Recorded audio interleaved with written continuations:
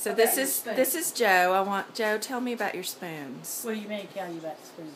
Okay. Well, you had all kinds of stuff to say before I pointed a camera at you.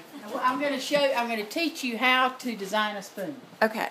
First of all, you start off with something you really want in your own kitchen, and this was a spatula that I wanted that has a little bit of a curve to it, and that way you can make sauces and gravy with it. You can turn a biscuit, get a biscuit off, and all that.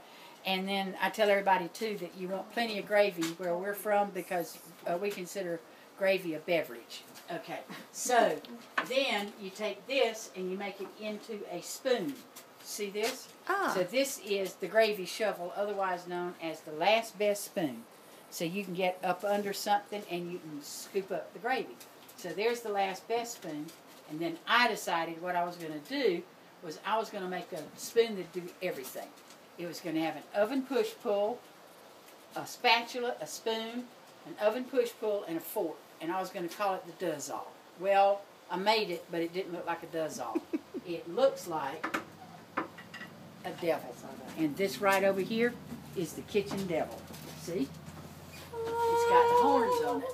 But if you cut the horns off, and with my Baptist upbringing, if you better have some or others around. If you cut the horns off, you get angels. And those are the angels. And that's how you design a spoon. Well, do you make all these spoons yourself? Nope, I used to, but now I've turned the majority of them over to my stepdaughter, Amber. From And Texas. what do? You carve them and you soak them? Yep, come here and I'll show you the steps. Okay, we've got, these are the steps in how to make a spoon. Okay, you design the spoon and cut it out. You shape it on the bandsaw. Then you further shape it on a sander, and then you finally start the carving process. You take out the bowl, you sculpt the handle, then you sand it at 100 or 150 grit, and you soak it in water. And when it dries, it feels rough. Okay? Then you take this one, sand it twice as smooth at 320, and then you soak it in water again. And when it dries, it's a little smoother. Then you go to 400.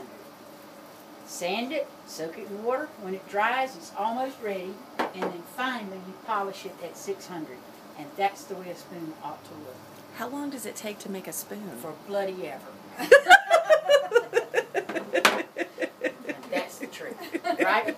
It is. She knows because I taught her how to make spoons, and she can show you every bit of it. So there you go. Thanks, Joe. You're welcome.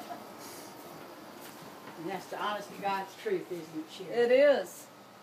How much would you have taken for your first spoon if somebody